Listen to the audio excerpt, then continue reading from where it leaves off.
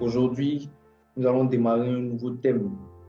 Et ce thème, c'est la provision de Dieu dans nos vies. Amen.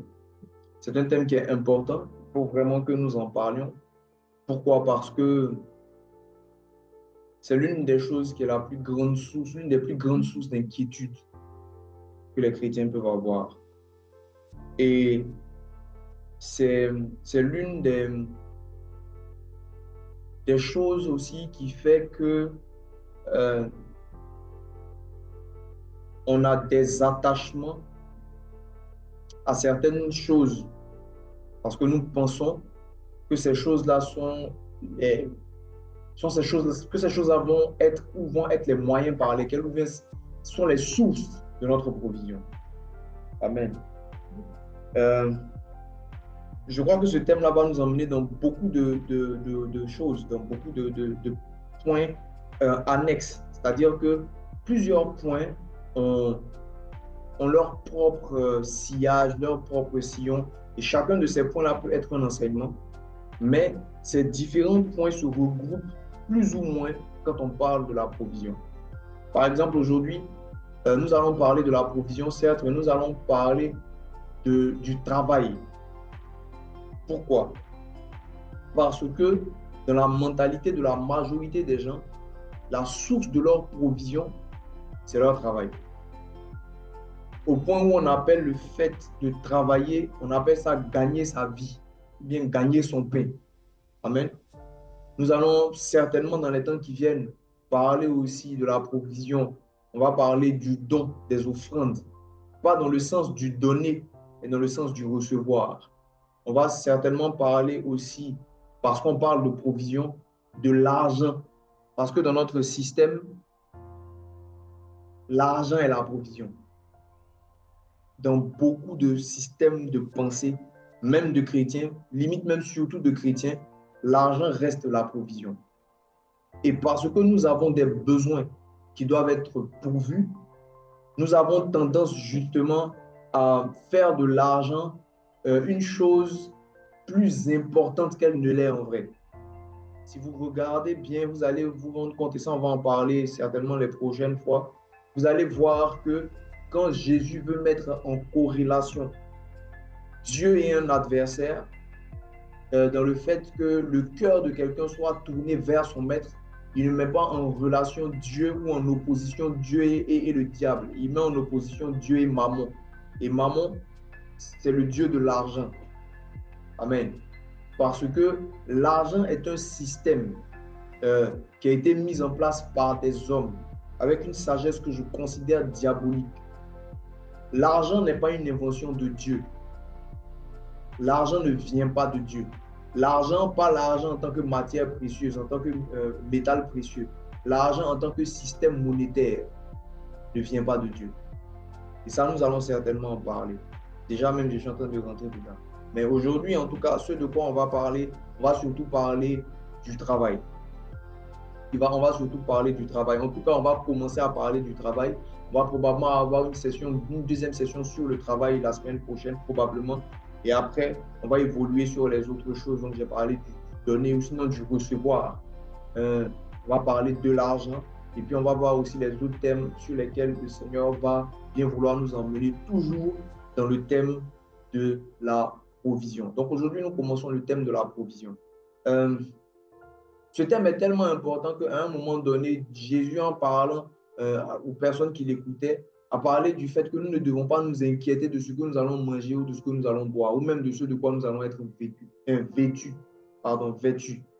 Et il dit que ces choses-là, en fait, le fait de s'occuper, courir après ces choses-là, ce sont les païens qui le font. Amen. Il dit que ce sont les païens qui recherchent ces choses. Mais que nous, notre Père Céleste, sait que nous en avons besoin. Amen. Et il dit qui par ses inquiétudes peut rajouter une coudée à sa vie. Il faut que nous apprenions dans notre système de survie, parce que dans beaucoup de cas, nous survivons encore. Malgré tout l'héritage qui nous a été accordé par Christ et par sa mort à la croix, par sa résurrection, tout ça, beaucoup d'entre nous, même étant chrétiens, nous continuons de survivre. Mais l'objectif de Dieu, Ce n'est pas que nous survivions, c'est que nous vivions. Et aujourd'hui, le travail à la base, qui est supposé être un instrument d'épanouissement, est devenu un instrument d'aliénation. Nous sommes devenus esclaves de notre travail. Pourquoi? Parce que nous avons le sentiment que notre travail est ce qui nous apporte notre nourriture. Et c'est une fausse considération, une mauvaise compréhension de la vie chrétienne. Je vais vous poser une question. J'en ai déjà parlé l'année dernière, je crois, et même avant, parce qu'on a eu un enseignement avant que Beersheba ne commence, où j'enseignais aux personnes avec qui on était la véritable notion du travail. Et aujourd'hui, on ne va pas s'attarder sur le travail pleinement comme ça. On va peut-être revenir dessus une fois. Mais j'ai une question à poser.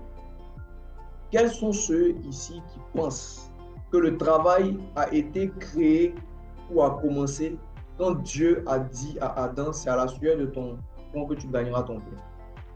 Le travail n'a pas été créé le jour où Dieu a dit, c'est à la sueur de ton pain que tu gagneras, à la sueur de ton front que tu gagneras ton pain. Ce jour-là, quand Dieu l'a dit, le travail venait d'être maudit. Le travail existait déjà. Le Seigneur avait déjà créé le travail. Et Dieu a maudit le travail, ou du moins le travail a été maudit à cause de la désobéissance d'Adam. Le travail a été créé lorsque Dieu a fait un jardin en Éden et qu'il y mit l'homme pour le cultiver et le garder. C'est en ce moment-là que le travail a commencé. Dieu a donné pour la première fois à un être humain, au premier être humain, une responsabilité, une charge et des objectifs à atteindre. Alléluia. C'est là que le travail a commencé. Donc, si la malédiction du travail, c'est à la sueur de ton pain à la sueur de ton front que tu gagneras ton pain, si le travail avait déjà été créé avant que Dieu dise ça, ça veut dire que le travail avait un aspect. Et quand Dieu maudit le travail, quand le travail est maudit à cause de la désobéissance d'Adam, le travail revêt un autre aspect qui est que c'est à la souffrance, à la sueur du front d'Adam qu'il mangera son pain. Donc si ça c'est la malédiction, ça veut dire que le travail dans sa nature originelle était quelque chose qui ne se... C'était pas à la sueur du front et c'était pas pour gagner son pain. Amen. La définition du dictionnaire, quand on parle de travail, on dit activité de l'homme appliquée à la production, à la création, à l'entretien de quelque chose. Travail manuel, intellectuel, etc. Donc, activité de l'homme appliquée à la production, à la création, à l'entretien de quelque chose. Deuxième définition, activité professionnelle régulière et rémunérée. 2 points, vivre de son travail. Sur la base de ces deux définitions, moi je vous dirais que la première définition est celle qui se rapproche le plus de la définition biblique du travail. Et la deuxième définition est celle qui se rapproche le plus de la malédiction du travail. Alléluia. Nous allons le comprendre tout à l'heure. Genèse 3 du verset 17 au verset 19. La Bible dit, Genèse 3, 17 à 19. Et à Adam, il dit, parce que tu as écouté la voix de ta femme et que tu as mangé de l'arbre au sujet duquel je t'ai commandé, disant, tu n'en mangeras pas. Maudit est le sol à cause de toi. Tu en mangeras en travaillant péniblement tous les jours de ta vie. C'est la version Darby que je viens de lire. Amen. Si on peut avoir... Attendez, je vais lire la version Semeur, la version 8 secondes d'abord, comme c'est la version la plus utilisée, avant de revenir sur les versions Darby et la version Semeur. Donc, Genèse 3, verset 17 à 19. Genèse 3, 17 à 19. Il dit à l'homme, puisque tu as écouté la voix de ta femme et que tu as mangé de l'arbre au sujet duquel je t'avais donné cet ordre, tu n'en mangeras point, le sol sera maudit à cause de toi. C'est à force, ouais, non, le sol sera maudit à cause de toi. C'est pour ça qu'à chaque fois, je rectifie. Ce n'est pas Dieu qui a maudit, qui a maudit la terre. C'est la désobéissance d'Adam qui a provoqué la malédiction. Amen. C'est une nuance qui est importante. Donc, puisque tu as écouté la voix de ta femme et que tu as mangé de l'arbre au sujet duquel je t'avais donné cet ordre, tu n'en mangeras point, le sol sera maudit à cause de toi. C'est à force de peine que tu en tireras ta nourriture tous les jours de ta vie. Il te produira des épines et des ronces et tu mangeras de l'herbe des champs. C'est à la sueur de ton visage que tu mangeras du pain jusqu'à ce que tu retournes à la terre d'où tu as été pris. Car tu es poussière et tu retourneras à la poussière. Amen. Là, c'est vraiment à ce moment-là que Dieu a maudit le travail. La version, et vous voyez que quand on reprend les définitions que je viens de lire tout à l'heure, la deuxième définition dit activité professionnelle régulière et rémunérée. Et l'exemple qu'il donne, c'est vivre de son travail. Alléluia. Vivre de son travail en tant que tel, ce n'est pas une notion qui est si mauvaise à comprendre ou à accepter. Mais l'angle sous lequel cette notion-là est prise, c'est ça qui est le piège. Parce qu'effectivement, nous vivons de notre travail d'une certaine façon. Même par rapport à la vie dans la seconde vie, la vie éternelle, nous allons vivre dans la seconde vie aussi sur la base du travail que nous aurons accompli sur la terre. Parce que le Seigneur va nous demander des comptes de ce que nous avons fait, de comment nous avons accompli la mission pour laquelle il nous a été appelé. Parce que oui, il faut comprendre que quand on parle de travail, le travail, ce n'est pas seulement le travail séculier que vous faites. Le ministère est un travail. Le service que vous faites à l'église est un travail. Nous appelons travail bien souvent ce qui nous rapporte de l'argent parce qu'on nous paye pour le faire. Mais nous ne réalisons pas que le travail, tout travail produit toujours un résultat et une rémunération. Toujours. Mais la rémunération, la forme de la rémunération, sa manière d'arriver et de se manifester, c'est ça qui nous induit en erreur. Nous pensons bien souvent que rémunération, c'est recevoir de l'argent. Nous pensons bien souvent que recevoir une rémunération, c'est avoir quelque chose en échange direct du travail que nous avons accompli. Mais nous allons comprendre lors de nos échanges que la rémunération peut être totalement différée et elle peut être même en dehors du cadre de ce que vous avez fait le jour où vous avez travaillé. Moi, dans mon cas, par exemple, vu que je suis designer, quand je fais des travaux d'infographie, par exemple, pour certaines personnes, il y a des fois où le Seigneur me demande de le faire gratuitement. C'est lui-même qui me dit, parce que quand je fixe des prix, c'est en fonction de l'orientation qu'il me donne. S'il me dit de faire gratuitement, il fait gratuitement, il ne cherche pas plus. S'il me dit, il faut que tu prennes quelque chose, je prends. Avant, j'étais en mode, non, le Seigneur, c'est le Seigneur qui récompense, et tout et tout. Et à un moment, il m'a fait comprendre que ça ne marche pas comme ça. Ça ne marche pas comme ça. À certains moments, il faut prendre une récompense. À certains moments, il faut donner. Ça peut être ta participation, ta semence, par exemple, dans l'activité de la personne qui démarre. La personne peut ne pas avoir les ressources pour commencer et pour pouvoir pousser ou investir dans son activité. Le Seigneur te permet de pouvoir investir ton savoir-faire pour donner un coup de main à la personne pour qu'elle avance. Le coup de main n'est pas forcément financier, il est aussi en termes de savoir-faire. Mais aussi souvent, à cause de l'aspect que révèle l'activité, la personne peut ne pas avoir beaucoup. La personne peut être même quelqu'un qui est proche. Mais Dieu veut que la personne, à cause de l'identité, de l'activité qu'elle est en train de mener ou qu'elle commence, Dieu veut que la personne s'investisse déjà dans une position de personne qui paye. Je ne sais pas si vous comprenez ce que je dis. Une chose que j'ai comprise dans ma marche avec le Seigneur, c'est que, et je le sens aussi, c'est quelque chose que je dis de temps en temps, l'amour de la gratuité, c'est le commencement de la pauvreté. Toi, tu veux toujours tout gratuit. Et ça, c'est le fort des chrétiens.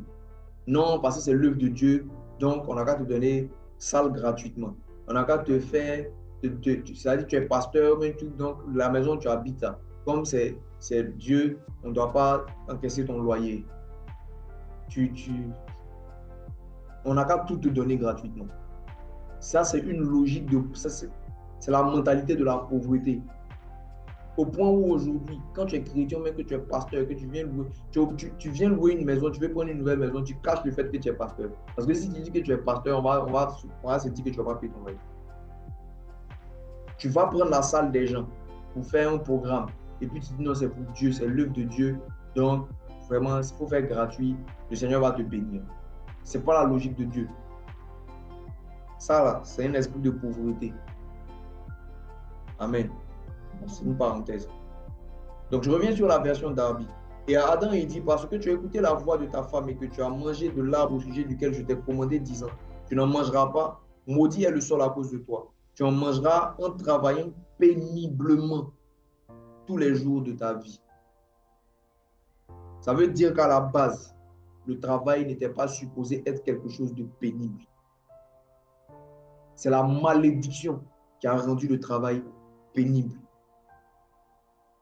La version Semeur dit, il dit à Adam, puisque tu as écouté ta femme et que tu as mangé du fruit de l'arbre dont je t'avais défendu de manger, le sol est maudit à cause de toi. C'est avec beaucoup de peine que tu en tireras ta nourriture tout au long de ta vie. Il te produira des épines et des chardons, et tu mangeras des produits du sol. Oui, tu en tireras ton pain à la sueur de ton front, jusqu'à ce que tu retournes au sol où tu as été tiré, dont tu as été tiré, pardon, car tu es poussière et tu retourneras à la poussière. C'est une malédiction. Donc, si déjà là où tu es, dans ta vie, dans ta logique, dans ta pensée des choses, tu crois que tu dois travailler durement pour gagner ta vie ou pour gagner ton pain, c'est à la sueur de ton front que tu es dans la mentalité de la malédiction du travail. Et il faut t'en débarrasser. Il faut comprendre que la provision de Dieu n'est pas liée à la dureté de ton labeur. La provision de Dieu est liée à d'autres principes que je vais vous expliquer tout à l'heure. Là, on est en train de parler du travail. Je vais peut-être revenir un peu en arrière ou peut-être on va aller vers la fin pour que, non, on va définir comme ça. Au fur et à mesure qu'on va parler des différents aspects, à la fin, maintenant, on va tirer une conclusion pour faire comprendre qu'est-ce que la provision de Dieu. Amen. Je pense qu'on va aller à l'envers. À la base, j'aurais dû normalement, j'aurais dit la provision de Dieu, c'est ça. Et puis, je vous donne maintenant différents aspects dans lesquels pour que vous compreniez mieux. Mais allons-y comme c'est fait là déjà. Je pense qu'on va s'en sortir. Donc, la provision de Dieu, ce n'est pas que oui, il faut que tu te battes. La Bible dit, dans le Nouveau Testament, dit que celui qui ne travaille pas ne mange pas. Donc, il existe bien sûr une corrélation entre le travail et la nourriture, mais pas dans le sens auquel nous pensons, parce que nous estimons et nous pensons que la relation entre le travail et la nourriture est celle que nous venons de lire. Ça, c'est la relation de la malédiction. Et je vais vous faire comprendre ça. Amen. Quand vous prenez Genèse, quand Dieu crée l'homme, il bénit l'homme, soyez féconds, multipliez, remplissez la terre et la assujettissez, dominez, etc. Et puis il parle, il dit, vous aurez pour nourriture toute herbe portant en elle sa semence, etc. Donc, Dieu, avant même d'avoir créé le travail, avait déjà défini à l'homme quelle était sa provision. Amen. Si le travail était la source de la provision, je pense que le travail allait être institué avant qu'on ne parle de la provision. Alléluia. On va prendre un passage que je n'ai pas noté dans mon truc, mais qui est important pour qu'on comprenne bien.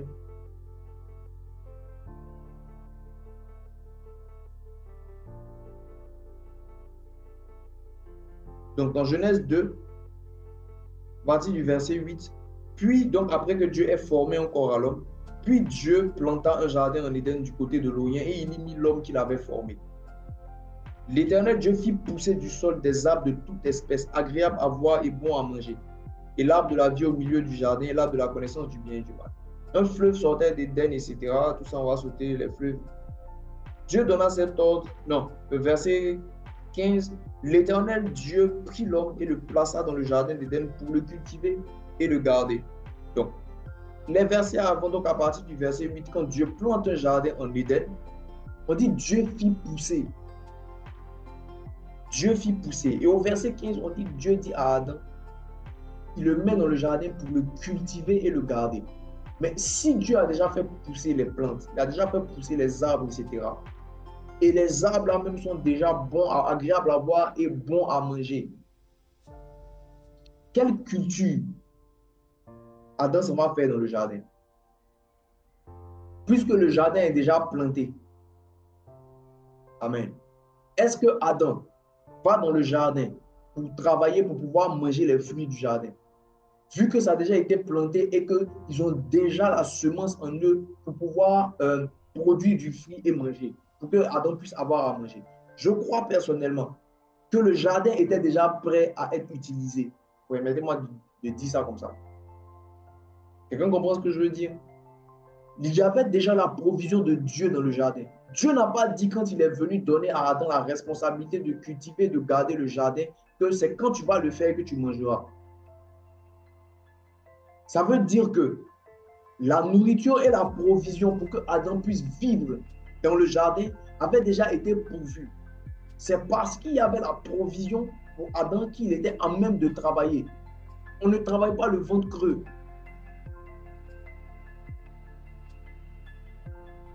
Amen. Même les hommes disent ventre creux n'a point d'oreille. Amen. Le père fondateur a dit. Un homme qui a faim n'est pas un homme libre. Amen. Donc, je ne pense pas, après avoir lu ma Bible, que l'objectif de Dieu était de mettre Adam dans le jardin pour qu'il cultive pour manger. En mode, va gagner ta vie là-bas. Non. Le cultiver et le garder de Dieu concernant le jardin pour Adam n'était pas une question qu'il aille pour se débattre là-bas pour trouver à manger. Le travail que Adam avait à faire dans le jardin n'était pas un travail qui l'emmenait à chercher sa subsistance. Elle était déjà pourvue. Elle était déjà pourvue pour que Adam puisse travailler. La Bible nous dit une chose simple. La Bible dit que nous sommes des ambassadeurs de Dieu sur la terre. Si nous sommes ambassadeurs de Dieu sur la terre, regardez à quoi ressemblent les ambassadeurs des hommes entre eux. Aucun ambassadeur n'est emmené dans le pays où il doit aller représenter son pays et puis il s'en va chercher une maison. Il va tourner dans Abidjan chercher les agences immobilières pour que l'agence immobilière lui trouve une maison, va discuter, il va payer 2 mois de caution, 2 mois d'avance, 1 mois d'agence. Et puis, il va rentrer dans la maison. Maintenant, il va commencer à chercher à meubler, à aménager. Il va commencer à chercher quelle école ses enfants vont faire, fouiller dans ses poches les brinbrins pour essayer de s'en sortir. Jamais vous ne verrez ça. Quand un ambassadeur est envoyé, il y a une villa de fonction. Et il y a toutes les commodités qui sont là pour que lui puisse bien vivre, pour pouvoir se concentrer sur son travail. Si l'homme est capable de donner toutes les commodités à ses ambassadeurs parce qu'il est le représentant du pays, dans le pays où il s'en va, que le minimum, sinon même le maximum soit pourvu pour lui, pour qu'il puisse être non seulement dans l'image représentant valable de l'image de son pays ou de son pays, mais pour que aussi il ait la tête tranquille pour pouvoir faire le travail. D'où nous vient cette mentalité que nous sommes appelés à être enfants de Dieu et à servir le Seigneur et à être ses ambassadeurs sur la terre et que nous devons grouiller, nous débattre pour trouver la subsistance pour faire le. D'où ça nous vient? D'où nous vient cette logique que nous devons nous débattre pour pouvoir manger tous les jours? D'où ça vient? Jésus lui-même l'a dit, j'en ai parlé tantôt. Il dit, les oiseaux du ciel ne sèment ni ne moissonnent. Mais pourtant, ils mangent. Ne valez-vous pas mieux que beaucoup d'oiseaux du ciel, que beaucoup de passereaux? Il dit, les lys des champs ne filent ni ne tissent. Mais que lui, il a su que Salomon, même dans toute sa splendeur, n'était pas vêtu comme le nôtre. Donc, à combien plus forte raison notre Père qui est dans les cieux prendra-t-il soin de nous?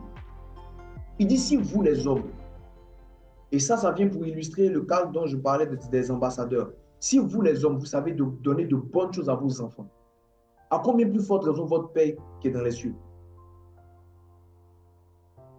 À combien plus forte raison?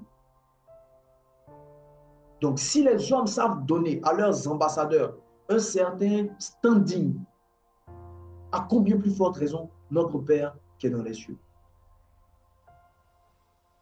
Donc, comprenons une chose. Le travail que nous avons à faire, quand Dieu nous donne un travail, le travail que Dieu nous donne, ce n'est pas pour qu'on subvive. Ce n'est pas pour que ce travail-là soit la source de notre provision. Vous savez ce qu'est le travail pour nous? Le travail est un canal pour la provision. Mais en aucun cas, il n'est la source. Jamais. Alors que dans notre système et dans notre fonctionnement, le travail est une source de provision. La nuance peut sembler légère, mais elle est profonde. Dieu est la source et il passe par un canal pour nous faire parvenir sa provision. Si nous considérons que notre travail est la source, ça veut dire que notre travail est celui qui produit la subsistance dont nous avons besoin.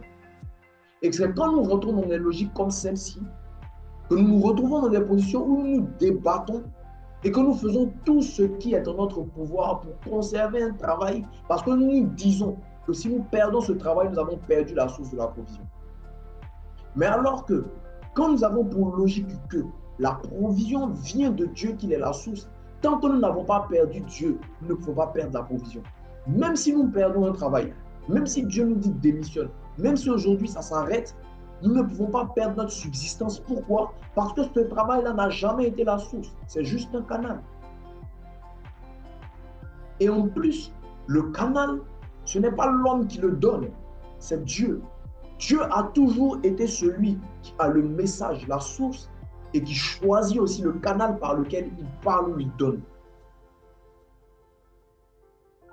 Notre gros problème en tant qu'être humain, surtout en tant qu'adulte, parce que dans tous les cas, le travail, ce n'est pas pour les enfants, c'est qu'il y a ce côté de je veux être indépendant, il faut que je sois indépendant, je dois acquérir mon indépendance. Donc, c'est en travaillant que je vais acquérir mon indépendance. Je ne serai plus sous le couvert des parents. Personne ne va faire son malin sur moi parce que je vais gagner mon argent en travaillant et je serai indépendant. Amen. Du coup, on fait donc du travail la source de notre épanouissement, de notre indépendance et du gain de notre vie au travers de l'argent. Et quand ce travail est menacé, automatiquement nous rentrons en panique. Pourquoi? Parce que nous avons le sentiment que nous allons perdre notre indépendance, nous allons perdre notre vie, nous allons perdre notre équilibre, on ne pourra plus s'en sortir. Comment je vais faire pour payer mon loyer? Comment je vais faire pour payer mes factures? Comment je vais manger, etc. Mais Jésus l'avait déjà dit. Le manger, le boire et ce de quoi vous serez vêtus, ce n'est pas à vous de vous en préoccuper. Votre Père céleste sait que vous avez besoin, ce sont les païens qui les recherchent. Et même quand il parle du fait de chercher premièrement le royaume des cieux et sa justice, c'est en relation avec le fait d'obtenir des choses qui sont censées être pour nous des quêtes, qui sont devenues pour nous des quêtes. Il n'a jamais dit chercher le royaume des cieux et sa justice, et puis ça s'arrête là. Il dit, et toutes ces choses nous seront données par-dessus. C'est une question de priorité.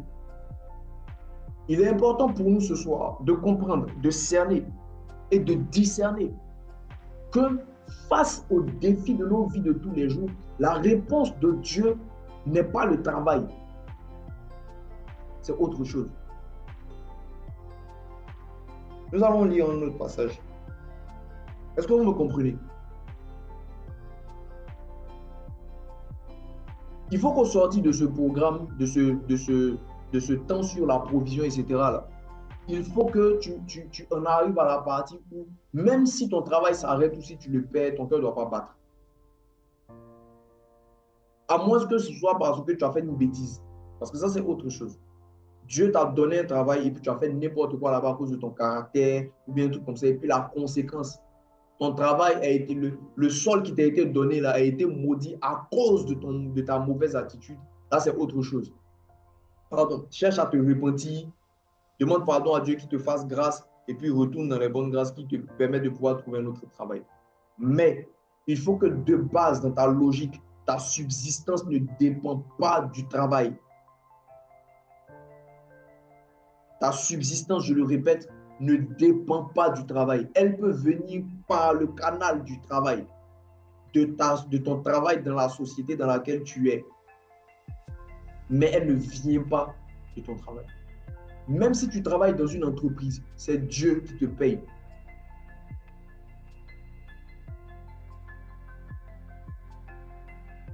Ça peut sembler bizarre pour certaines personnes, mais c'est un fait.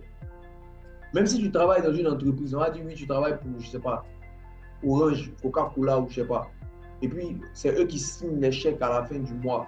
Et puis, tu prends ton argent ou bien on te fait les virements, c'est de tout. C'est Dieu qui te paye au travers d'eux. Ils sont juste une source pour que Dieu te fasse parvenir quelque chose. Donc, quand tu vas au travail, là, tu ne vas pas pour gagner ta vie. Quand tu vas au travail sur la base de ce que je disais concernant Adam et Ève tout à l'heure, Adam dans le jardin n'allait pas pour gagner sa vie. Il n'allait pas pour pouvoir s'en sortir, pour essayer d'avoir des fruits à manger. Adam partait cultiver, garder le jardin, le cultiver, le garder. C'était autre chose que chercher à manger. Regardez quand Dieu met Adam dans le jardin, regardez les tâches auxquelles il est. La première tâche dont on parle de façon plus ou moins, de façon assez explicite, d'ailleurs, est une tâche qui nous donne des pistes sur le genre de choses que Adam était en train de faire ou devait faire sur la terre. Dieu emmène vers Adam les animaux pour que Adam les nomme, pour voir quel nom Adam donnerait à ces animaux. C'est un travail qu'Adam a fait. Parce que quand vous nommez quelque chose, vous lui donnez une identité. Et Adam, l'espèce humaine, donc au travers d'Adam, était censé dominer sur la terre. La domination, l'un des éléments de la domination, c'est la capacité à donner des noms. Amen. C'est pour cela que je vous ai dit tout à l'heure que la première définition du travail que nous avons lu est plus biblique même que juste de la sagesse humaine. Activité de l'homme appliquée à la production, à la création et à l'entretien, cultiver et garder, produire, pousser plus loin ou continuer la production, ou du moins, je le disais le dimanche, j'étais allé prêcher à TC du pasteur Yohan. Je disais que tout ce qui est utilisé aujourd'hui comme ressources naturelles pour produire des éléments dus pour produire des choses, de la technologie actuelle, etc., existait déjà avant même qu'Adam ne soit mis sur la terre. Toutes les ressources naturelles qui servent aujourd'hui à faire des bons technologiques, qui servent de matériaux pour construire des trucs avancés, pour aller dans l'espace, etc., ces minerais, ces choses-là n'étaient pas... C'est pas maintenant que ça existe. Ça a toujours été là. Dieu a créé, il a fait un paquet, il a déposé sur la terre. La responsabilité de l'homme était de cultiver et de garder. Amen. Dans le cultiver et le garder. Et ça aussi, je l'ai dit rapidement le dimanche dernier, très rapidement. Ça, c'est une chose de laquelle je suis convaincu. Je vous donne un cas. Le pétrole dans la terre aujourd'hui. Le pétrole est un élément qu'on utilise pour faire beaucoup de choses. Énormément de choses. C'est pour cela d'ailleurs que les gens se tuent pour ça. Ça sert à faire énormément de choses. Moi, j'ai été surpris de voir la quantité. Moi, dans ma tête, au départ, pétrole, c'était carburant et puis goudron, comme pour faire les routes macadam. C'était ça, moi, pour moi, dans ma tête, le pétrole. Mais il y a le polymère, c'est ça, non? Comme polystyrène, je crois. Il y a les matières en plastique qui sont utilisées souvent pour faire les pupitres, les trucs de ce genre-là. Ça vient du pétrole. Il y a plein de choses qui sont des produits dérivés du pétrole qu'on utilise aujourd'hui. Amen. Donc, l'homme, dans son exploitation de cette ressource naturelle qu'est le pétrole, a commencé à cultiver en faisant quoi? En emmenant la ressource primaire à devenir une ressource secondaire, tertiaire, etc. Donc, à faire évoluer, à faire progresser la matière brute qu'il a trouvée. Ça, c'est le cultiver. Maintenant, là où l'homme échoue dans sa sagesse aujourd'hui, c'est dans le garder. Parce que moi, je crois que le pétrole qui a été mis sur terre, il y a une sagesse de Dieu pour le cultiver qui nous emmène à ne pas détruire la planète. Parce que je ne crois pas que Dieu nous ait donné des richesses et comment dire, qui nous ait donné donc des matières premières et tout sur cette terre qui doivent produire la mort. Que les ressources qui nous est données produisent des gaz à effet de serre qui sont en train de détruire la couche d'ozone. Et si nous n'avons pas la couche d'ozone, nous allons finir par mourir parce que la température va monter, ça va devenir invivable pour nous. Dieu, dans sa sagesse, en créant la planète Terre où nous devions vivre, a créé un bouclier invisible autour, qui est un bouclier de gaz qui nous permet de pouvoir vivre, d'avoir une atmosphère et de vivre sur la Terre. Et donc Dieu fait ça. Et il met des ressources naturelles qui normalement sont censées nous aider à mieux vivre. Et ces ressources-là viennent détruire ce que lui il a posé, qui est censé nous faire vivre. Comment, pour pouvoir nous faire vivre, quelque chose qui doit nous faire vivre nous emmène à perdre et qui nous fait vivre? Ça n'a pas de sens. Et c'est en cela que le cultiver et le garder sont la productivité intelligente. Cultiver, produire, etc. Le garder, nous devons être capables de produire des choses qui ne détruisent pas. C'est un aspect du cultiver et du garder. Donc, vous ne pouvez pas, par exemple, avoir la sagesse de Dieu pour produire quelque chose et que ce quelque chose-là vienne semer la mort de façon implicite, claire comme ça. C'est la déchéance de l'humanité qui a conduit à ce genre de choses. Bien sûr, la vie il y a la dualité. S'il y a lumière, c'est qu'il y a ténèbres. Amen. S'il y a lumière, c'est qu'il y a ténèbres. Quand Dieu a créé, par exemple, Lucifer, etc., c'était un ange de lumière. Dieu n'a pas créé Lucifer avec le péché en lui, mais il a créé Lucifer avec la capacité de prendre des décisions. C'est un peu comme ce qui se passe avec Caïn. Quand Caïn voit son sacrifice être rejeté, la Bible dit que Caïn a commencé à devenir bizarre. Et Dieu est venu vers Caïn et lui dit, mais Caïn, pourquoi ta mine est-elle abattue comme ça? Pourquoi ton visage est triste? Il dit, si tu agis bien, tu relèveras ta face. Mais si tu agis mal, le péché est tapis à ta porte et ses désirs se portent vers toi, mais toi domines sur lui. Ça veut dire que dans les positions dans lesquelles nous nous trouvons, il y a cette tentation du mal qui existe parce qu'il y a du bien. S'il y a lumière, c'est qu'il y a ténèbres. S'il y a bien, c'est qu'il y a mal. Mais il existe au milieu une décision que nous prenons. Soit nous flanchons vers le bien, soit nous flanchons vers le mal. Nous devons dominer sur le mal. Et garder, c'est ça. Et d'ailleurs, quand vous prenez l'histoire du jardin d'Éden, vous allez vous rendre compte que c'est une illustration de ça.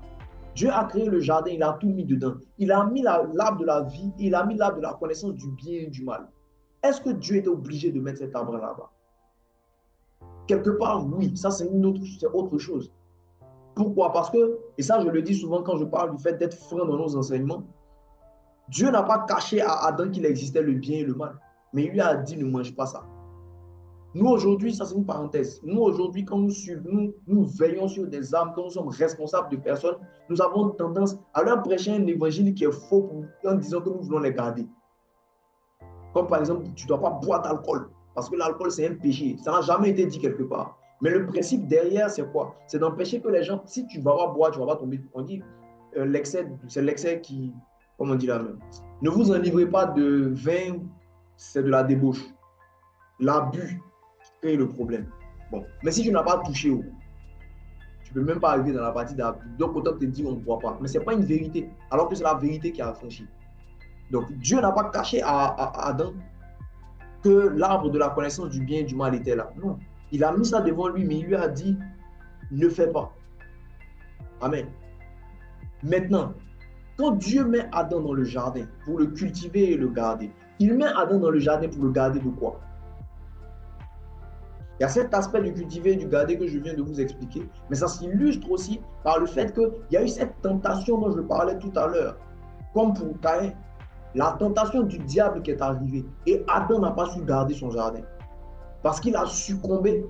Il y a deux informations. Il y a l'information de base que Dieu a donnée à Adam et à Ève, sinon à Adam qui devait transmettre ça à sa femme. Et il y a l'information que le diable a emmenée.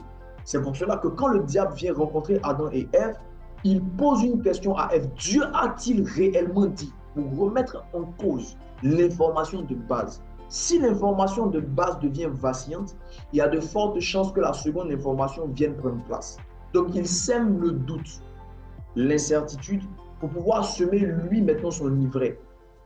Adam et Ève avaient le choix de dire, je refuse d'écouter ce que tu es en train de dire et je ne mangerai pas de ça parce que Dieu a dit que nous ne devons pas le faire. Ils auraient gardé. Mais parce qu'ils ont écouté la deuxième information, ils ont ouvert la porte au diable. Alléluia. Face à chaque secteur d'activité, à chaque invention, à chaque besoin de l'homme, il existe une petite et une grande lumière. Je vais dire ça comme ça. Il existe différents niveaux de révélation.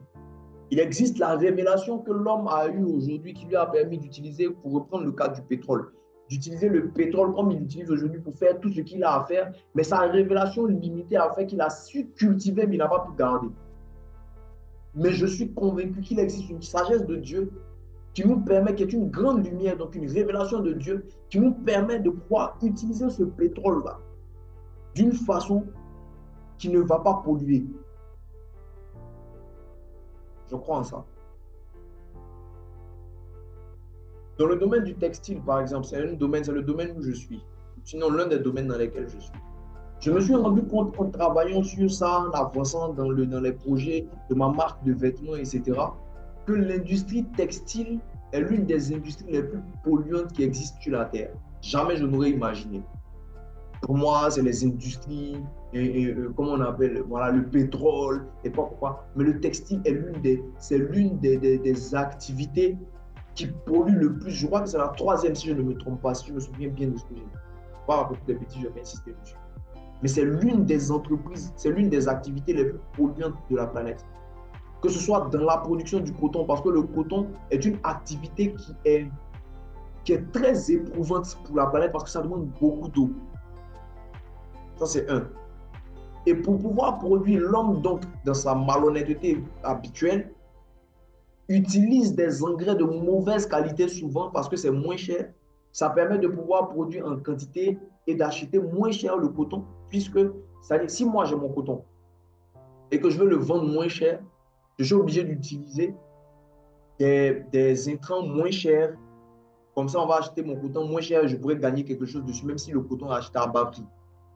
Entre-temps, ces intrants de mauvaise qualité là, ont un impact nocif sur ma propre santé, mais aussi sur l'environnement et sur la santé des gens qui sont autour. Donc, ça détruit.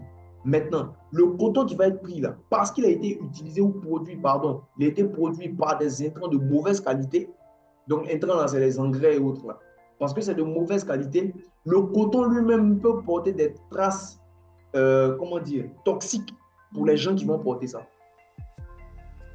Maintenant, quand on va dans le système du moins cher, moins cher, moins cher, ça veut dire coton moins cher acheté. On va venir travailler ce coton-là avec une main-d'œuvre moins chère, ce qui va réduire le niveau de la qualité de vie des gens. Ça va mettre les gens dans des situations de pauvreté. Mais comme ils n'ont rien et qu'ils ont besoin de survivre, ils sont prêts à prendre des miettes et ils se font exploiter. Et puis maintenant, les sociétés-là vont venir essayer de vendre des articles à des prix moins chers aussi pour pouvoir en vendre beaucoup. Mais comme on est dans une logique du moins cher, moins cher, moins cher, moins cher, et que moins cher égale basse qualité, qu'est-ce qui va se passer? On va avoir donc une multitude de produits de l'industrie textile qui ne vont pas durer. Donc, si ça ne dure pas, ça veut dire que quoi? Multiplication des déchets. Vous comprenez? Donc, tout le système qui est mis en place dans l'optique de gagner plus en faisant moins cher, ou du moins en produisant moins cher, pour vendre moins cher, pour vendre beaucoup, nous ramène à quoi? Beaucoup de déchets textiles. Si un article qui vous est produit fait 1 an, 2 ans avec vous, ça réduit la quantité de déchets que vous pouvez avoir. Mais si vous êtes obligé de jeter votre t-shirt chaque 2 semaines, vous vous rendez compte de ce que ça fait. Ça veut dire qu'à chaque fois, vous allez en racheter des nouveaux. Comme c'est moins cher, c'est pas grave, même si ça se gâte, ça me fait pas mal. Et ça produit, ça pollue la planète. Donc, du début jusqu'à la fin de la file de production, de la chaîne de production, c'est de la pollution à outrance. Amen. Mais est-ce que vous pensez vraiment que Dieu, dans sa toute puissance et dans sa grande sagesse infiniment variée, a créé le coton qui peut être utilisé pour des vêtements pour que ça produise autant de problèmes sur toute la chaîne de production et dans différents pays jusqu'à ce que le vêtement soit toxique et que la personne qui le porte finisse par avoir un cancer, par exemple. Donc, on a développé le cultiver, mais on n'a pas développé le garder dans notre manière de travailler. Amen. Donc, la responsabilité d'Adam, ce n'était pas de chercher à manger, c'était de pousser plus loin ce que Dieu avait déposé comme matière première brute entre ses mains et puis qu'il emmène ça à un niveau de domination. Quand il dit soyez féconds, la fécondité, on en a parlé plusieurs fois à Beersheba l'année dernière. La fécondité, c'est la productivité. Il dit soyez productifs. Mais pour produire, il faut quelque chose de base.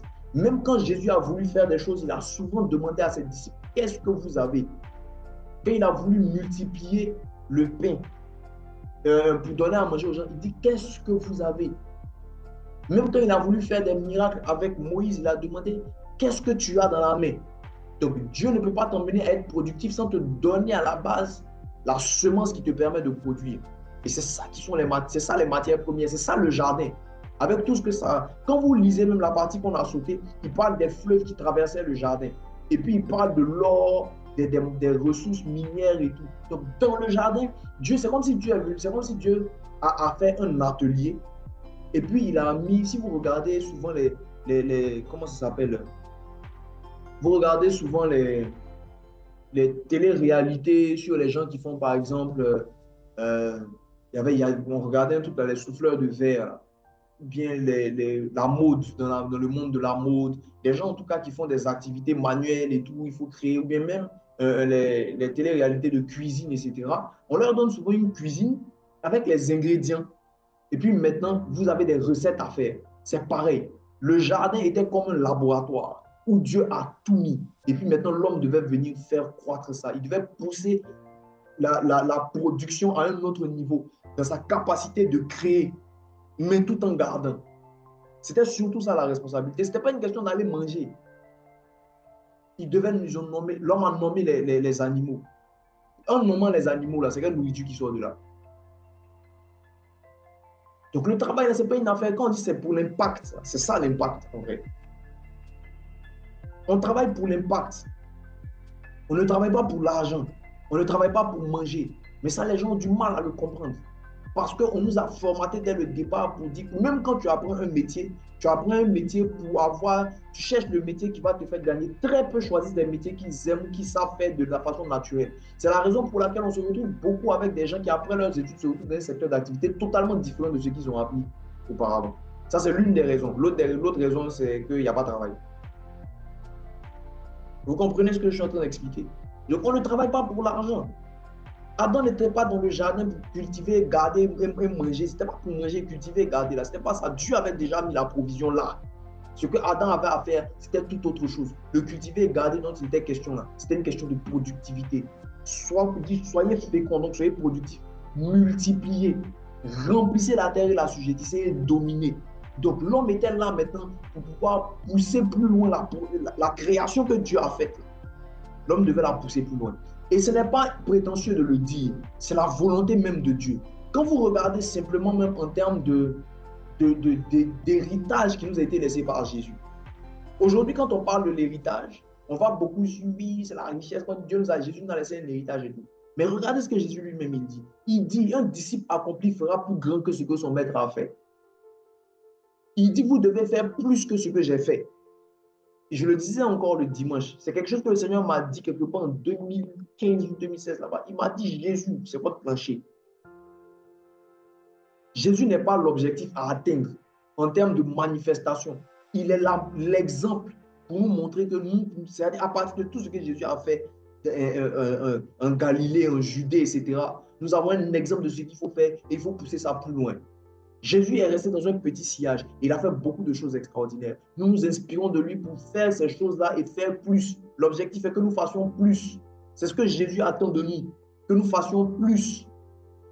Donc quand Dieu met les matières premières brutes sur terre, l'objectif est que l'homme fasse grandir, produise, pousse, continue de créer ou améliore. Améliorer même, ce n'est pas le mot. Qu'il fasse évoluer, progresser, continue de créer. Cette nature-là est en nous, appeler existence ce qui n'existe pas, comme si ça existe. C'est ça qu'on devait faire. Mais le faire en gardant. Donc, ce n'est pas une question de nourriture. Ce n'est pas une question de gagner son pain. Non. L'essence de la vie dans le travail se trouve. L'épanouissement de l'homme dans son travail, là, ce n'était pas manger. Le manger était déjà pourvu. L'essence de l'homme dans son travail, son épanouissement, se trouvait dans le fait de faire évoluer, progresser. La bénédiction de base qui est dans la nature de l'homme, qui lui a été donnée avant qu'il ne vienne sur la terre. Soyez féconds, multipliez, remplissez la terre et la sujettissez. C'est de ça qu'il est question. Donc, si tu travailles aujourd'hui, que toi, dans ta tête, les gens ont travaillé pour pouvoir gagner 200 000, 300 000, 500 000, 1 million, pour pouvoir vivre, tu n'as rien compris. On ne travaille pas pour ça. C'est la raison pour laquelle ça ne doit même pas te faire peur que tu produises un travail et que Dieu te dise ne prends pas un salaire. Parce que ça veut dans tous les cas. Tu ne peux pas être en train de faire ce que Dieu te demande de faire sans qu'il y ait rémunération. Et la rémunération ne doit même pas être ta préoccupation première. On dit qu'il est le rémunérateur de ceux qui le cherchent. On n'a pas dit qu'il est le rémunérateur de ceux qui cherchent la rémunération. Tu le cherches, lui te récompense. Cherchez premièrement le royaume des cieux et sa justice, et le reste vous sera donné par-dessus. Amen. Comment arriver à produire des choses qui ne détruisent pas, etc. Il y a une sagesse de Dieu pour ça. Et cette sagesse de Dieu-là, la Bible dit que si les grands de ce monde avaient connu la sagesse de Dieu, ils n'auraient pas crucifié le Seigneur de gloire. Ça veut dire que c'est une sagesse, elle est obscure pour eux.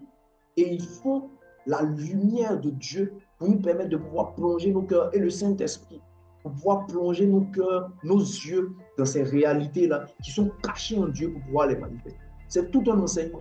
C'est pour cela qu'on dit que même les dominations dans les lieux célestes attendent de voir par l'Église un aspect de Dieu, une manifestation qui n'a pas encore été faite. On dit nous sommes entourés d'une si grande nuée de témoins. On a pris ça seulement sous l'aspect de non, ils sont en train de regarder pour voir si on ne pêche pas. Je pense que c'est tellement réducteur en vrai.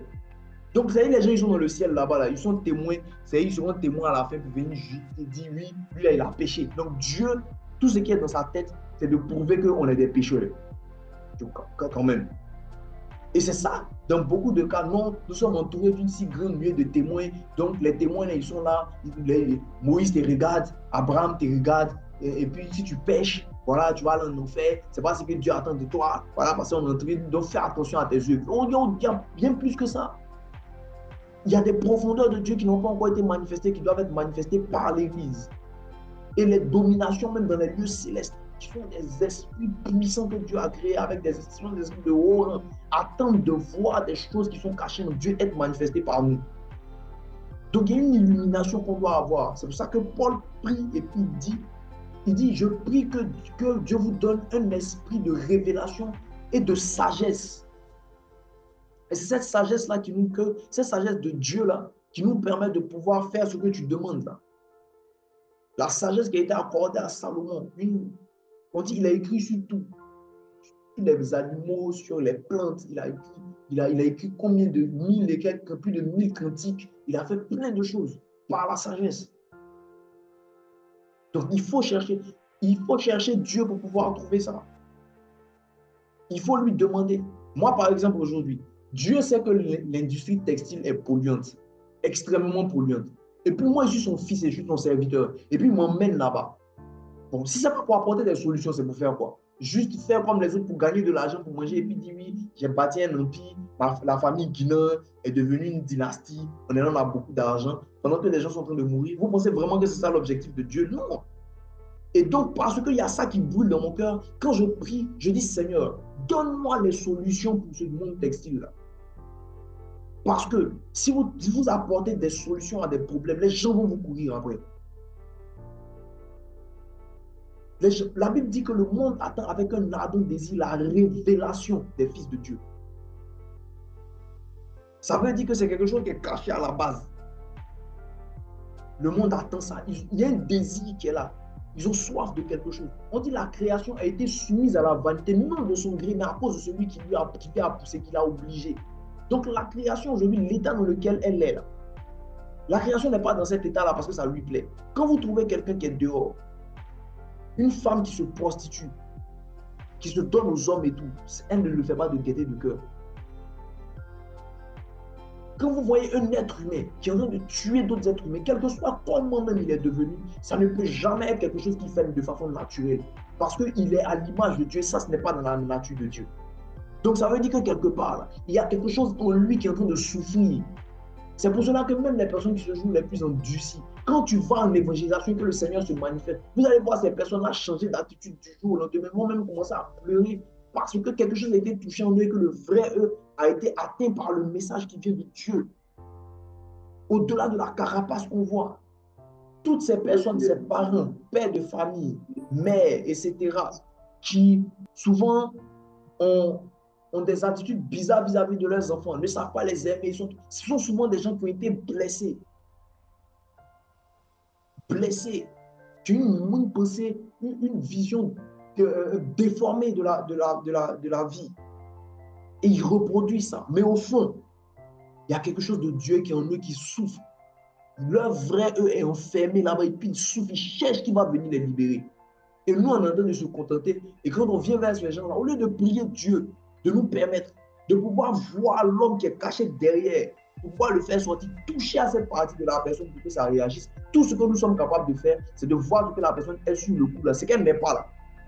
On l'identifie à ça et on la juge. Tu es pécheur, tu vas en enfer. C'est ça là qu'on prend. Et puis on va devant Dieu pour dire Seigneur, illumine mes yeux afin que ce que. On dit il y a des choses que l'œil n'a point vu, que l'oreille n'a point entendu, qui ne sont pas montées à la pensée. Ce sont des choses que Dieu a en réserve pour ceux qui l'aiment. En réserve. C'est-à-dire qu'il a gardé ça. Il attend de donner. Il attend ceux qui l'aiment, qui vont venir à sa rencontre pour qu'il leur donne. Donc, dans son amour, dans l'amour pour Dieu, pas dans l'amour de l'argent, mais dans la peur d'être sans travail ou sans argent. Dans l'amour pour Dieu, cherchez premièrement le royaume des cieux et sa justice. Dans l'amour pour Dieu, Seigneur, par amour pour toi et pour les hommes que tu aimes, donne-moi des solutions pour améliorer la qualité de vie des gens. Pour permettre à des gens de s'en sortir.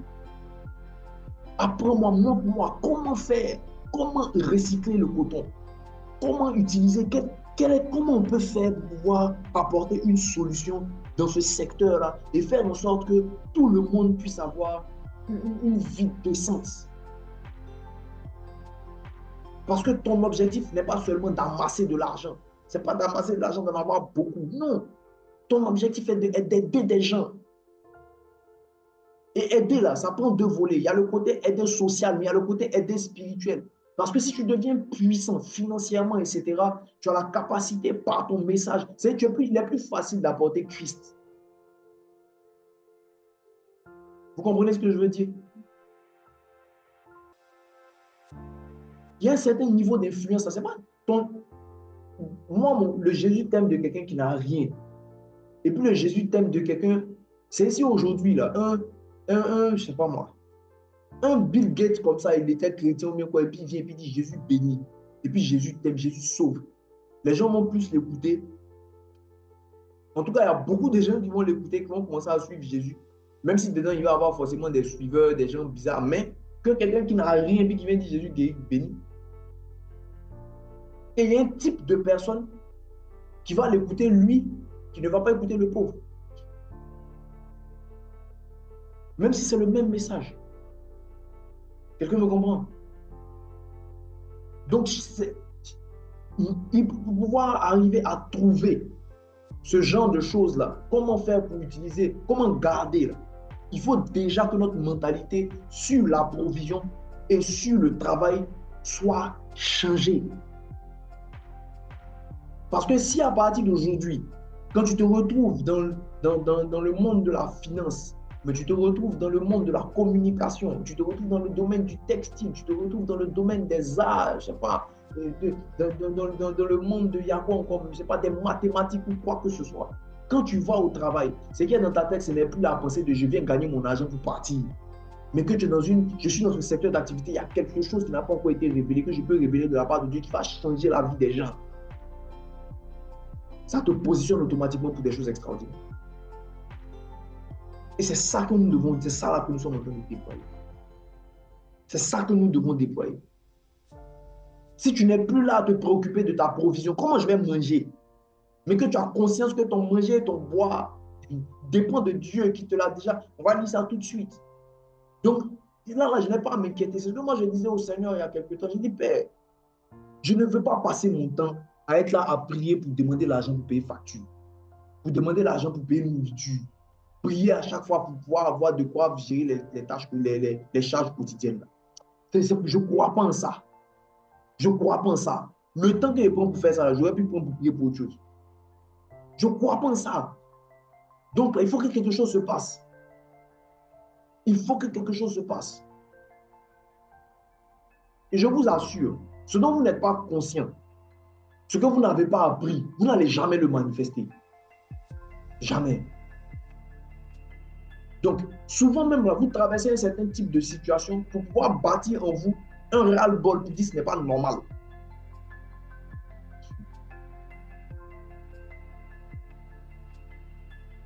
J'espère que vous me comprenez. Amen.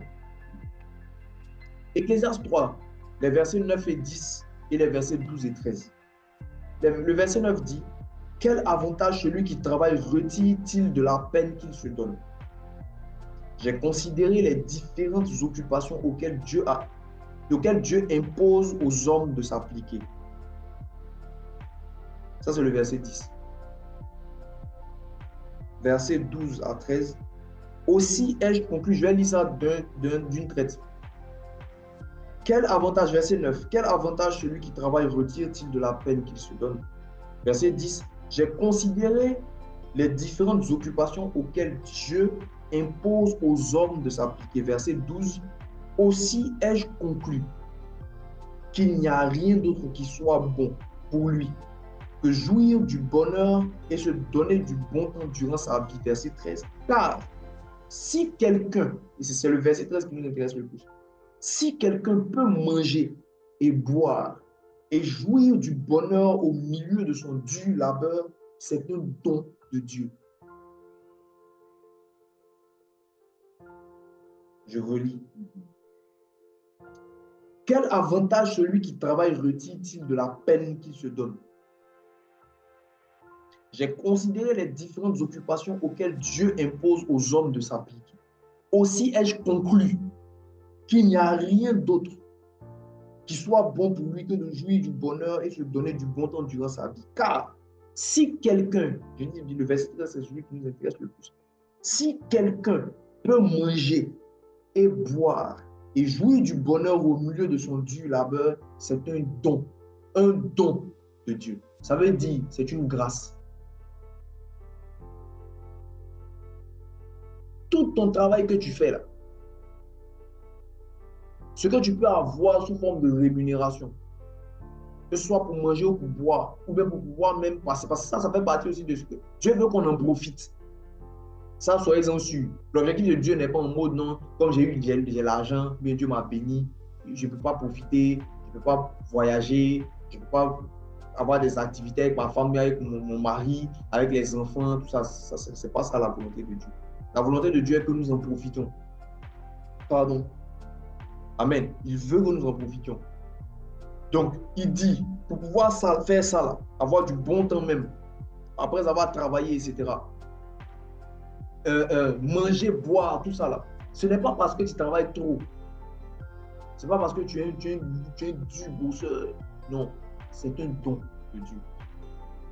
Ça veut dire que de façon implicite, en fait, c'est comme si ton manger, ton boire et ton épanouissement, ce n'est pas lié à ton travail dans le sens de que ce n'est pas ta travail que ça t'arrive. Bien que si tu ne travailles pas, ça ne va pas t'arriver. C'est ça qui est un peu compliqué à comprendre. Je prie que le Seigneur m'aide à vous faire comprendre bien ce qu'il m'a fait comprendre. Si tu ne travailles pas, tu ne vas pas manger, il n'y a pas de souci. Mais quand tu travailles là, ce n'est pas pour manger. C'est pour impacter. Et Dieu te donne. Amen. Je vous illustre ça. Jean 15, verset 16.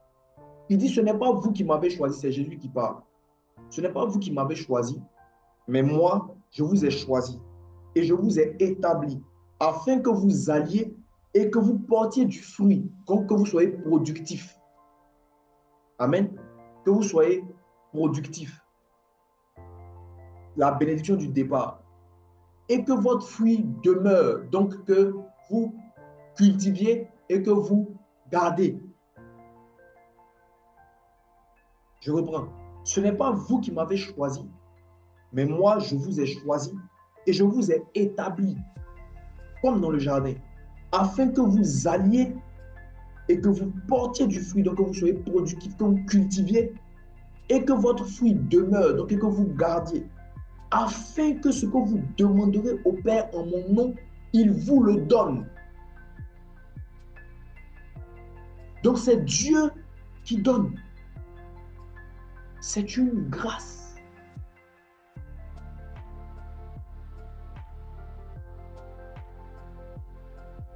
Amen. C'est une grâce. Comprenez-le. Votre Père sait que vous en avez besoin. Il sait. Il a déjà mis ça à disposition. Bien sûr, il y a une manière de profiter de la provision. Ça, on va l'apprendre. Il y a des principes derrière. Pour l'activer, pour que ce soit plus tout. Il y a des règles. Il y a des règles. Le donner, par exemple, est l'une des lois qui permet de pouvoir faciliter ou bien profiter de la production. Parce que tu ne peux pas être là, toi tu retiens seulement. Et puis tu veux. C'est pas possible. Pour pouvoir recevoir, être approvisionné, il faut donner. Il faut donner. Tu as la même pleine, tu ne peux pas en prendre plus. Voilà, donc ça c'est un principe par exemple. Ça c'est les principes, on va certainement en parler. Ou bien même parler, appeler la ressource. Ce n'est pas parce que c'est pour toi que ça veut dire que ça dort là. En tout cas, d'un niveau, en fonction des niveaux. Hein. Aujourd'hui, toi, peut-être, toi, tu as un problème. Tu n'as pas, comme moi, comme ça, tu n'as pas de voiture. Et puis, tu en as besoin. Mais tu n'as peut-être pas la ressource pour pouvoir l'acheter actuellement, par exemple. Mais il y a quelqu'un d'autre qui a une voiture. Lui, son problème, là, ce n'est pas affaire de voiture, bien affaire de louer maison, bien de trucs. Lui, il a un challenge de, je ne sais pas moi. Lui, il a un challenge de, je ne sais pas moi. Il cherche à construire un immeuble. Donc, il y a un niveau pour lequel c'est un acquis, lui, il ne se bat pas pour ça. Mais il y a un niveau où il va chercher quelque chose. Je ne sais pas si vous comprenez ce que je viens d'expliquer. Si on prend même le cas du ministère, là, le samedi, on va démarrer la maison des héros. On a des challenges. Voilà, il faut faire la bâche, il faut faire le cadre de la bâche, il faut faire comme si on était un peu, les choses, là, par la grâce de Dieu, la provision rentre un peu. Mais Pasteur Mohamed, par exemple, ou bien Pasteur Dag Mills, évangéliste Dag Mills, ou bien qui encore? Pasteur Ashimolowo, eux, ils sont en train d'organiser des croisades qui coûtent des milliards. Vous comprenez? Et chacun à son niveau appelle la ressource pour qu'elle vienne. Elle est disponible, certes, mais on appelle qu'elle vienne. Ça, on va en parler la semaine prochaine. Amen. Il y a des choses qu'on ne demande plus à Dieu. Parce que ce que Jésus disait là même là, il y a une manière de le prendre. Et ça, c'était avant qu'il ne meure et qu'il ne ressuscite. Parce que c'est par sa mort et sa résurrection que nous sommes devenus co-héritiers. Ça veut dire que tout ce qui est à Christ est à nous maintenant. Mais il y a une manière de prendre. Tu peux avoir ton argent, c'est à la banque. Tu peux t'asseoir parce que comme toi, tu as l'argent, c'est à la banque. Donc, quand tu as assis là, l'argent apparaît. Il y a un procédé. Soit tu vas aller au guichet, soit tu vas aller à la caisse, soit tu vas aller au guichet. Tu vas mettre ta carte, tu vas taper le code, tu vas mettre le montant, tu vas retirer, puis tu vas aller bouffer ton argent. C'est un peu pareil. Donc, nous avons été bénis de toutes sortes de bénédictions dans les lieux célestes en Jésus-Christ. Mais c'est dans les lieux célestes, c'est dans le physique. Comment faire pour pouvoir envoyer cette provision céleste dans le physique? Il y a un principe. Mais là, on n'est pas encore sur ça. Là, on est sur le travail. Donc, l'objectif aujourd'hui, c'est de changer votre mentalité. Écoutez, vous n'êtes pas en train de travailler. Vous ne travaillez pas pour gagner votre vie. Vous ne travaillez pas pour gagner à manger. Vous ne travaillez pas pour pouvoir avoir de quoi vous nourrir, vous habiller. Non, vous travaillez pour l'impact. Vous travaillez pour manifester des choses qui n'ont pas encore été manifestées sur la terre. Dites-vous ça, que ce soit ça qui vous conduise. Donc, quand vous allez aller prier, vous ne partez pas prier, Seigneur, il faut protéger mon travail, il ne faut pas que quelqu'un m'a volé, donne-moi une promotion. Non. Va prier pour dire, Seigneur, je veux produire quelque chose qui n'a pas encore été produit dans ce domaine. Tu m'as mis là-bas, il y a quelque chose que je dois apporter, certainement. Soit à des gens autour de moi, soit, mais il faut que des choses qui n'ont pas encore été vues, qui n'ont pas encore été entendues, sortent de moi. Si tu n'es pas en train de prier comme ça, tu n'es pas en train de chercher dans la prière, à demander à Dieu parce que tu aspires à ça pour sa gloire, tu ne vas jamais expérimenter. La majorité d'entre nous, on se contente de ce qui existe déjà. On est des copieurs. Pendant qu'il y a des choses qui n'ont pas encore été vues, qui existent dans le spirituel, qui attendent quelqu'un.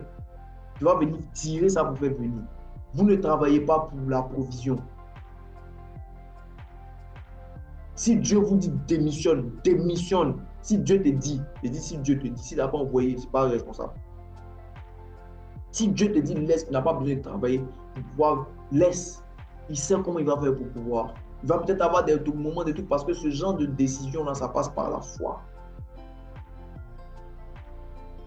Donc, il va y avoir des moments difficiles, mais tant que vous êtes sur la voie de Dieu, que vous comprenez ces choses que je vais vous expliquer, ce n'est pas parce que vous n'avez pas un travail que vous allez avoir peur. Quand moi, le Seigneur m'a demandé de démissionner, ma femme était enceinte et j'avais déjà un enfant. Et puis on était dans la maison, il fallait payer le loyer, tout ça là. À un moment, ma femme a perdu son emploi. Enfin, perdu. La société devait fermer pour rouvrir. Je lui ai dit, tu es en vacances. Considère que tu es en vacances. Un mois. Et elle-même, elle sentait ça dans son cœur. C'était comme si elle était en congé. Un mois est fini. Le mois qui a suivi, ils ont rouvert la société, ils l'ont rappelé. Pendant que d'autres sont restés. Vous comprenez? Mais tant que vous allez vivre sous cette pression de c'est mon travail qui m'épanouit, qui m'aide, c'est comme les histoires de maison à Abidjan. Quand tu cherches une maison à Abidjan, c'est avec ça que je vais m'arrêter, il est l'heure. Quand tu cherches une maison à Abidjan, comment on les appelle, les agents immobiliers, ils ont une tendance. Hey, tu es venu à l'agent, est-ce que tu es prêt? On va passer là, actuellement, il y a 10 personnes qui sont là. Et puis dans la pression, et puis bon, j'ai trouvé ça bon, c'est quelque chose, il peut me débrouiller ça, je vais prendre. Et puis tu prends. Ou bien non, dans le métier, c'est comme le métier d'infographiste aujourd'hui. Quand tu regardes la fiche de poste, on demande à l'infographiste d'être monteur, de faire un peu de community. En même temps, il n'a qu'à faire 3D, il n'a qu'à faire un peu d'audio, il n'a qu'à être photographe. Tout ça là, pour un poste d'infographiste avec un salaire qui n'arrive pas au salaire normal d'infographiste. Mais les gens commencent à apprendre tout ça en se disant que je mets beaucoup de cordes à mon arc pour pouvoir avoir un travail. Mais en fait, ils ne sont pas en train c'est vrai qu'après, ça te donne des compétences, oui. Mais l'optique dans laquelle ça s'en va, l'optique, n'oubliez jamais l'optique dans laquelle ça s'en va. À moins que ce soit Dieu qui orchestre et qui permette, un peu comme pour Joseph, il a permis qu'il soit vendu tout ça là pour atteindre un but. Mais je parle du plan du diable pour les gens. Ton plan, c'est de t'aliéner. Donc, tu es un esclave. Tu ne vas plus chez toi. Tu ne dors pas la nuit. Tu es tout le temps en agence, en train de faire le travail de 10 personnes, comme on dit ici, comme un Bella. Tu es en train de faire tout ça là, toi seul, et tu dis non, j'ai des cordes à mon arc, non, je suis compétitif. Tu n'es pas compétitif, tu es un esclave. Tu es un esclave. Tout ça pourquoi? Parce qu'on se dit, il n'y a pas de travail à Abidjan. Donc, s'il y a eu au moins, même si on m'a payé 150 000, 200 000, je peux me débrouiller avec ça. Et puis, tu prends quelque chose qui ne vaut pas ta valeur. Juste pourquoi? Parce qu'il faut que j'ai un peu à manger. Donc, la pression du un peu à manger va t'emmener à prendre un travail qui ne te mérite pas, à accepter des conditions dans lesquelles, en temps normal, tu ne dois pas te retrouver, juste parce que tu as peur de ne pas avoir de quoi manger. Moi, je suis allé postuler dans des agences. Les 2 dernières agences dans lesquelles j'ai travaillé. Déjà, je suis allé là-bas parce que le Seigneur m'a dit, je m'apprêtais à me marier. Le Seigneur m'a dit, va pour éviter qu'il y ait trop de bavardage. On a dit non, que ouais, c'est ce que tu es en train de faire. Je te demande de faire quelque chose, tout le monde ne comprendra pas. Tu dois te marier, va faire ça pour pouvoir diminuer la bouche des gens. J'ai dit, ok. Mais comment je vais donc? Je ne vais pas pour chercher ma pitance. J'avais déjà la première agence parmi les 2 où je suis allé, j'avais déjà plus de 8 ans d'expérience. Presque 10 ans, sinon même 10 ans déjà d'expérience, à peu près. Mais moi, j'arrive, parce que j'avais commencé à travailler en tant qu'infographiste en 2009. On est en 2015-2016, ça fait combien de temps? 6 ans, 7 ans, déjà d'expérience. J'arrive. Le gars me propose genre 200 000, mais je ne sais pas quoi. Le Saint-Esprit me dit, prends. Mon gars, papa, il prend. Parce que je sais que je ne vais pas là-bas pour me faire payer. C'est mon objectif. Ce n'est pas eux là qui vont me payer. Ils vont me bouffer les 200 000 cadeaux. Donc, là, je ne prends pas le salaire ou je n'accepte pas ce montant-là parce que je suis coincé. J'accepte ça parce que le Seigneur me dit prends. Et que je suis conscient du fait que ce n'est pas ça qui va me nourrir. Vous comprenez, non? Pareil pour le deuxième boulot. C'est de la même manière que je peux aller travailler gratuitement même. Mais c'est de la même manière que le Seigneur me dit taxe, je taxe. Parce qu'il y a un but derrière. Je fais ce que Dieu me demande de faire. Amen.